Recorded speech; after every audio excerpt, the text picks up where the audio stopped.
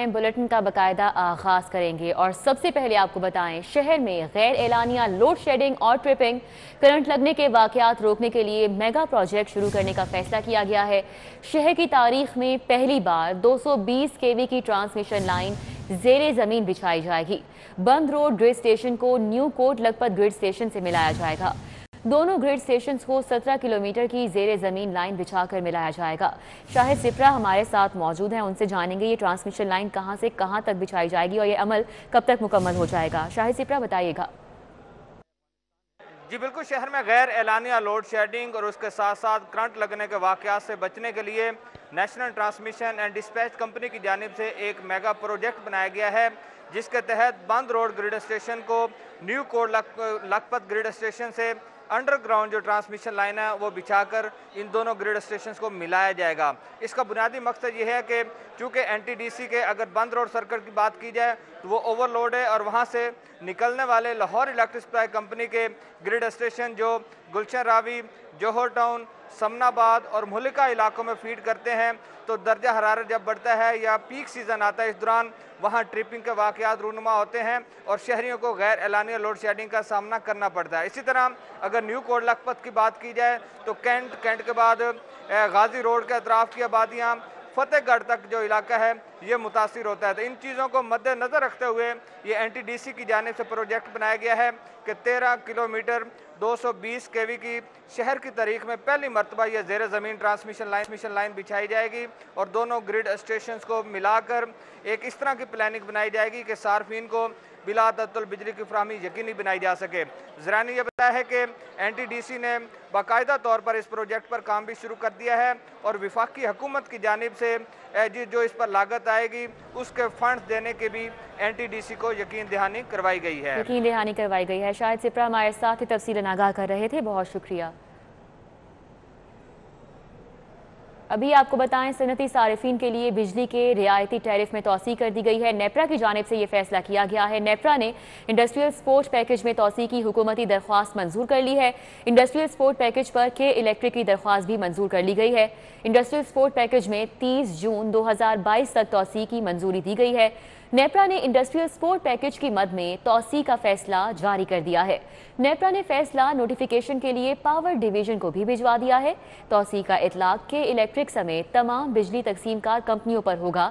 नेपरा की जानिब से ये फैसला है जो कि किया गया है, जिसके मुताबिक सनती सारिफिन के लिए रियायती टैरिफ की मुद्दत में तोसी पर कोई एतराज नहीं है।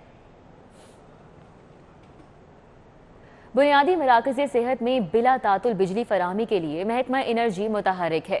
17 अजला में बुनियादी मराकज़ सेहत को सोलर एनर्जी पर मुंतकिल करने का फैसला किया गया था। मनसूबे के लिए दरकार मुकम्मल फंड्स रवा माली साल में अदायगी का फैसला किया गया है। मनसूबे के लिए 15 करोड़ 80 लाख रुपए की रकम मुख्तस कर दी गई है। मनसूबे पर अब तक 48 करोड़ 94 लाख रुपए के अखराजात भी किए जा चुके हैं। तो आपको बताएं, बुनियादी मराकज़ सेहत में बिला तातुल बिजली फराहमी के लिए महकमा एनर्जी मुतहरिक नजर आ रहा है। सऊद भट्ट हमारे साथ हैं, उनसे इस हवाले से मज़ीद तफसीलात जानेंगे। सऊद भट्ट, आगाह कीजिएगा। आज बिल्कुल लाहौर समेत पंजाब भर के 17 अजला में जितने भी महकमा सेहत के अंडर काम करने वाले बेसिक हेल्थ यूनिट्स हैं उनको सोलराइजेशन पे जो कन्वर्ट करने का मंसूबा था वो रवा माली साल के अंदर ख़त्म करने का जो अज़्म है वो महकमा एनर्जी की जानिब से दिखाया जा रहा है। इस मकसद के लिए रवा माली साल बजट 2021-22 के अंदर 15 करोड़ 80 लाख रुपए की रकम मुख्तस की गई है। मजमूई तौर पर यह 64 करोड़ 74 लाख रुपए की लागत से ये मनसूबा शुरू किया गया था और ये कहा गया था कि ये मनसूबा 3 साल के अंदर अंदर मुकम्मल कर लिया जाएगा और ये इसका आखिरी साल है जिसके अंदर इस मनसूबे को मुकम्मल किया जाना ज़रूरी है। ज़राई की जानिब से बताया गया है कि मनसूबे पर अब तक 48 करोड़ और 94 लाख रुपए लग चुके हैं। महकमा एनर्जी और महकमा सेहत का ये एक जॉइंट वेंचर था जिसके तहत जितने भी बेसिक हेल्थ यूनिट्स हैं उसमें बिजली की बिला तातुल फराहमी के लिए ये सोलराइजेशन का मंसूबा लगाया जा रहा है। महकमा एनर्जी की जानिब से ये बताया गया है कि जैसे ही ये मंसूबा मुकम्मल कर लिया जाएगा तो कोशिश की जाएगी कि आगे जो DHQs और THQs हैं उनके ऊपर भी सोलराइजेशन के हवाले से फिजिबिलिटी रिपोर्ट्स तैयार की जाएँ और उनको भी वक्त के साथ साथ तमाम के तमाम जो DHQs और THQs हैं उनके ऊपर भी सोलराइजेशन की जो पॉलिसी है उसको अपनाया जाए और उसकी बिला तातुल जो बिजली की फराहमी है उसको यकीनी बनाने के हवाले से ये तमाम तरह इक़दाम किए जाएँ। एनर्जी डिपार्टमेंट की जानिब से ये भी वाज़ेह किया गया है कि सोलराइजेशन की वजह से इलेक्ट्रिसिटी एक तो कॉस्ट काफ़ी ज़्यादा कट लगेगा और साथ ही साथ जो जनरेटर्स चलाए जाते हैं बेसिक हेल्थ यूनिट्स को चलाने के लिए उससे डीजल की भी बचत होगी और उससे इलेक्ट्रिसिटी कॉस्ट बचत के साथ साथ बेसिक हेल्थ यूनिट्स में बिला तातुल बिजली की फराहमी भी यकीनी बनाई जा सकेगी। ये आखिरी जो साल है, तीसरा साल है इसका, और इसमें जो 15 करोड़ 80 लाख रुपए इसको मुख्तस कर दिया गया और बजट के अंदर इसकी तमाम तरह सिफारिशात भी पेश कर दी गई हैं। जी बहुत शुक्रिया। सऊद बट हमारे साथ थे, अपडेट कर रहे थे। कौमी बचत स्कीमों की शरह मुनाफा में इजाफा हुआ है। 10 साला डिफेंस सेविंग सर्टिफिकेट पर शरह मुनाफा 9.29 से बढ़ाकर 9.35% हो गई है। रेगुलर इनकम सेविंग सर्टिफिकेट पर शरह मुनाफा 8.76% है और 6 माह के शॉर्ट टर्म में सेविंग सर्टिफिकेट पर शरह मुनाफा 7.20% मुकर्रर कर दी गई है। स्पेशल सेविंग सर्टिफिकेट पर शरह मुनाफा बरकरार है और इस हवाले से नोटिफिकेशन भी जारी कर दिया गया है। आउट ऑफ स्कूल बच्चों के लिए अच्छी खबर ये है कि 1ली से 8वीं तक पंजाब के किसी भी स्कूल में इम्तिहान देने की इजाज़त है। पैप फीस की मद में 1 रुपया वसूल नहीं करेगा। इम्तिहानात का 18 जून से आगाज़ कर दिया गया है। 10 जुलाई को नताइज का ऐलान होगा। अब तक 3.5 लाख पर्चे डाउनलोड किए जा चुके हैं। आउट ऑफ स्कूल बच्चों के लिए अच्छी खबर सामने आई है। 1ली से 8वीं तक पंजाब के किसी भी स्कूल में इम्तिहान देने की इजाज़त दे दी गई है। पैप फीस की मद में 1 रुपया भी वसूल नहीं करेगा और इम्तिहानात का 18 जून से आगाज़ कर दिया गया है। 10 जुलाई को नताइज का ऐलान किया जाएगा। अब तक 3.5 लाख पर्चे डाउनलोड हो चुके हैं। थाई हुकूमत का कोरोना के बायस बंद परवाजें खोलने का फैसला। थाई एयरवेज हफ्तावार 2 परवाजें ऑपरेट करेगी। परवाजें बैंकॉक से लाहौर के लिए ऑपरेट की जाएंगी। थाई एयरवेज इंतज़ामिया ने 2 जुलाई से परवाज़ों की बहाली का ऐलान कर दिया है। इसके हवाले से मज़ीद जानेंगे। सईद अहमद सईद हमारे साथ मौजूद हैं। सईद, अपडेट कीजिएगा। जी बिल्कुल रिदा, थाई हुकूमत का कोरोना वायरस के बायस बंद परवाजें हैं वो खोलने का फैसला है वो किया है। इस हवाले से थाई एयरवेज जो है वो हफ्तावार 2 परवाजें हैं वो ऑपरेट करेगी। परवाजें जो हैं वो बैंकॉक से लाहौर के लिए है वो ऑपरेट की जाएंगी और इस हवाले से थाई एयरवेज ने इंतजामिया को 2 जुलाई से परवाजों की बहाली का टास्क है वो सौंप दिया है। और जराये का ये भी कहना है कि थाई एयरवेज जो है वो बैंकॉक से लाहौर 2 दफ़ा 2 परवाजें जुमा और इतवार को है वो ऑपरेट करेगी। और थाई एयरवेज कोरोना वायरस के बायस जो स्पेशल चार्टर तैयार है उसको इस्तेमाल करने का इंसान की तरफ हदायत है वो की गई है, क्योंकि कोरोना वायरस के बायस मुसाफिरों की कम तादाद और जो समाजी फासले को बरकरार रखते हुए जो स्पेशल चार्टर तैयारी इस्तेमाल करने का फैसला है वो किया गया है। बहुत शुक्रिया। सईद अहमद सईद हमारे साथ थे, अपडेट कर रहे थे। स्पीकर पंजाब असम्बली रेस्क्यू 1122 के बिल पर अमल दरामद ना होने पर बरहम हो गए। वजीर कानून और वजीर आला के प्रिंसिपल सेक्रेटरी की क्लास कर दी। ऐवान ने बिल पास किया, गवर्नर ने दस्तखत कर दिए, फिर क्यों अमल दरामद नहीं हो रहा? राजा साहब, आप भी बस मुझे बेबस नजर आते हैं। स्पीकर का राजा बशारत से मुकालमा, अगर हम लोगों की जानें बचा नहीं सकते तो हमें इस ऐवान में बैठना ही नहीं चाहिए। स्पीकर की जानिब से ये भी कहा गया।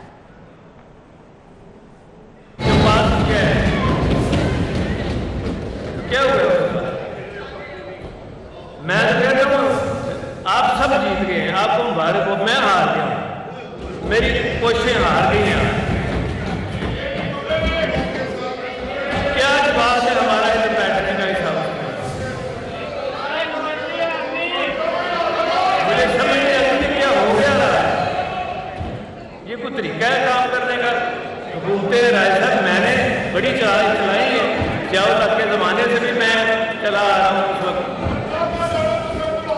ये कोई तरीका तो नहीं है, मुझे कोई परवाह नहीं किसी से, नहीं करना तो ना करें।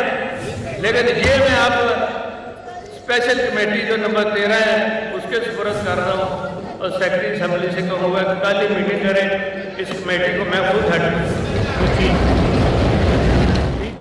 स्पीकर की जानिब से क्या मुकालमा किया गया वो आपने सुना। कजाफी भट्ट हमारे साथ मौजूद हैं, उनसे जानेंगे। कजाफी भट्ट, बताइएगा कि ऐवान ने रेस्क्यू 1122 का बिल पास कर दिया है, गवर्नर ने दस्तखत भी कर दिए हैं, तो फिर क्यों इस बिल पर अमल दरामद नहीं हो रहा? क्या मुकालमा देखा गया पंजाब असेंबली में? देखिए, बुनियादी तौर पर इस बिल की राह में जो रुकावट है वो ब्यूरोक्रेसी का रवैया है और स्पीकर पंजाब असेंबली ने इस मामले को खुद जो है वो टेकअप किया।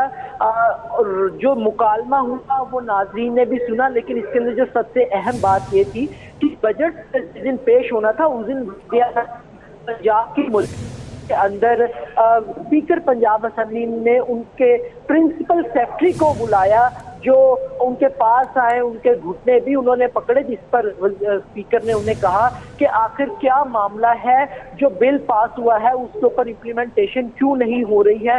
उन्होंने स्पीकर को यकीन भी दिलाया, लेकिन उसके बावजूद इसके ऊपर इम्प्लीमेंट नहीं हुआ। और आज इस मामले को मुस्लिम लीग नून के रुकने असेंबली मलिक अहमद खान ने जो है वो तहरीक इस्तेहकाक की सूरत में स्पीकर के सामने रखा।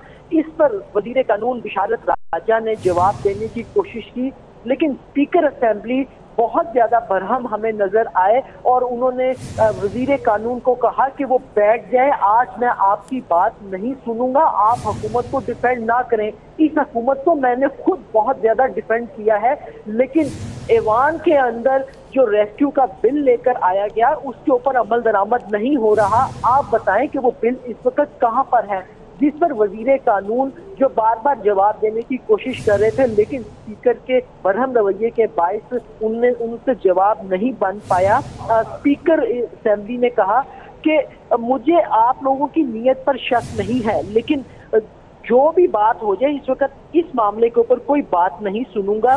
बजट वाले दिन भी प्रिंसिपल सेक्रेटरी को कहा, लेकिन अभी तक उसके ऊपर इम्प्लीमेंटेशन नहीं हुआ।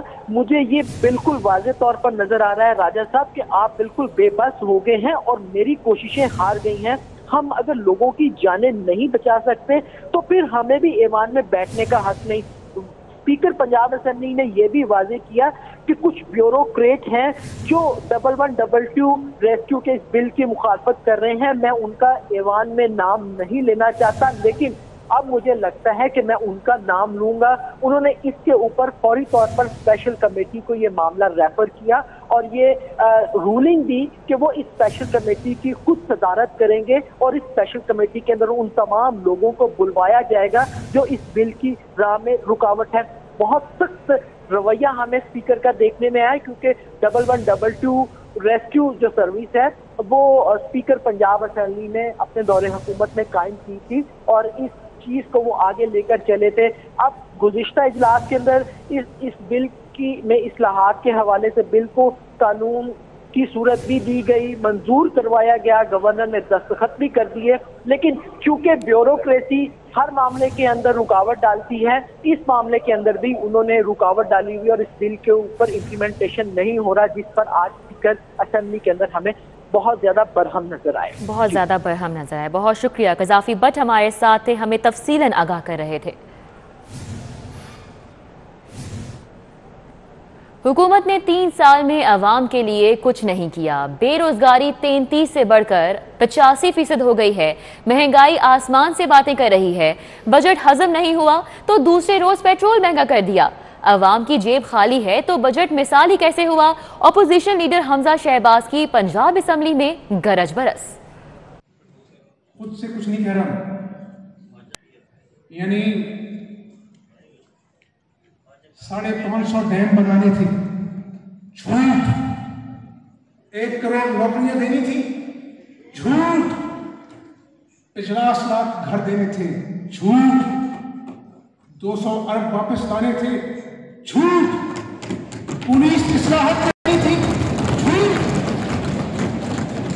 90 दिन में करप्शन का खात्मा करना था, झूठ। ग्रोथ ऐसी होती है तो अल्लाह से दुआ करनी चाहिए कि ऐसी ग्रोथ ना हो, क्योंकि आज घर घर में भूख और इफलास दस्तक दे रही है। बेटे के पास माँ के लिए दवाइयां का पैसे अदा करने के लिए पैसे नहीं है। बिजली के बिल, पानी के बिल, यूनिवर्सिटी की फीसें, स्कूलों की फीसें, गरीब आदमी कहां से। लाहौर के बल्दियाती नुमाइंदगान का टाउन हॉल में इजलास। इंतजामिया ने एडमिनिस्ट्रेटर ऑफिस को ताले लगा दिए। हुकूमत सुप्रीम कोर्ट का फैसला तस्लीम करे। Mayor Lahore colonel retired Mubashir Javed का मुतालबा। Mayor Lahore colonel retired Mubashar Javed की कॉल पर बल्दियाती नुमाइंदे टाउन हॉल पहुंचे। इंतजामिया ने बल्दियाती नुमाइंदों को इजलास के लिए तो फ्री हैंड दे दिया, ताहम एडमिनिस्ट्रेटर ऑफिस के दफातर को ताले लगा दिए। खवातीन अरकान की जानिब से ताले तोड़ने की कोशिश बेसूद गई।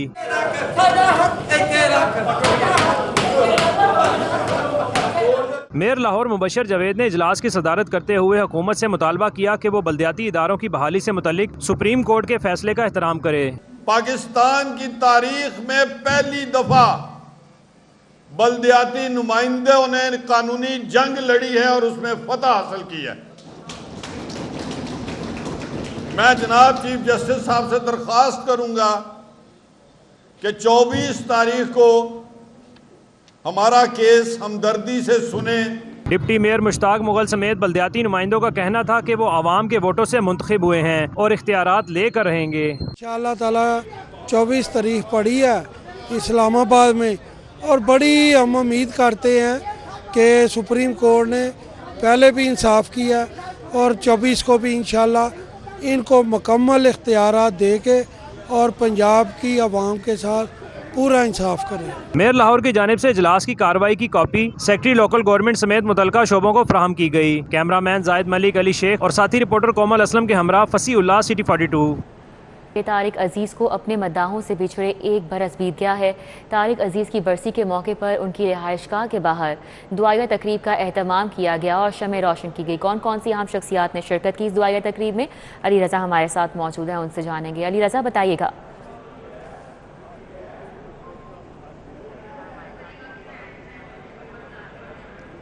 जी बिल्कुल, इस वक्त हम हर दिल अज़ीज़ मरहूम तारिक अज़ीज़ की रिहाइशगाह के बाहर मौजूद हैं और आज उनको अपने मद्दाहों से बिछड़े एक बरस बीत चुका है और उनके मद्दाहों की जानिब से आज उनकी रिहाइशगाह के बाहर यहाँ पर दुआया तकरीबात का भी एहतमाम किया गया है और शमें भी रोशन की गई हैं।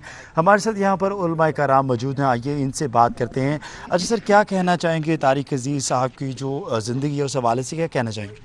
तारिक अजीज़ वो अजीम शख्सियत थे कि जिन्होंने सूबाई तासब से बालातर होकर सूबाई तासब से बालातर होकर पाकिस्तान का परचम रोशन किया, पाकिस्तान की शमा रोशन की और पाकिस्तान में फ़िरका वारियत को सरनगू करके इस्लाम का परचम बुलंद किया, इस्लाम की शमा रोशन की। इससे बढ़ के उन्होंने हमेशा इंसानियत के लिए काम किया।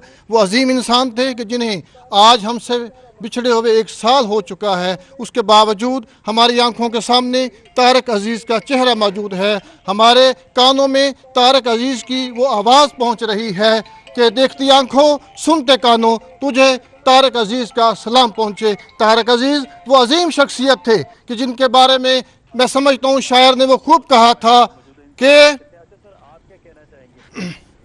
जी बिल्कुल, हमारे साथ और भी उलमाए कराम मौजूद हैं, इनसे बात करते हैं। अच्छा सर, आप क्या कहना चाहेंगे? मैं समझता हूँ कि तारिक अजीज़ वो फर्जंदे पाकिस्तान थे जिन्होंने साहिवाल में आँख खोली और अंदरून भाटी के एक छोटे से कमरे से अपनी ज़िंदगी का सफ़र की आगाज़ किया और वो रेडियो से होते हुए टेलीविज़न की स्क्रीन पर पाकिस्तान बनकर छा गए और टेलीविज़न की स्क्रीन से वो कौमी असम्बली के स्टेज तक भी पहुँचे। मैं अगर ये जुमला कहूँ नाजरीन तो ये बेजाना होगा कि इस पाकिस्तान के अंदर कायदे आज़म मोहम्मद रिजना अलैहिर्रहमा के बाद ये शख्स वाहिद फ़र्जंदे पाकिस्तान और फ़र्जंदे कायदे आज़म था जिसने अपनी सब असासे पाकिस्तान के नाम करते हुए कहा कि हाँ, मैं पाकिस्तान का बेटा हूँ, मुझे पाकिस्तान ने इज़्ज़त दी, मुझे पाकिस्तान ने सब कुछ दिया, मैं सब कुछ पाकिस्तान को दुनिया से जाते हुए। शुक्रिया अली रज़ा। न्यूज़ स्टूडियो से फिल वक्त इतना ही।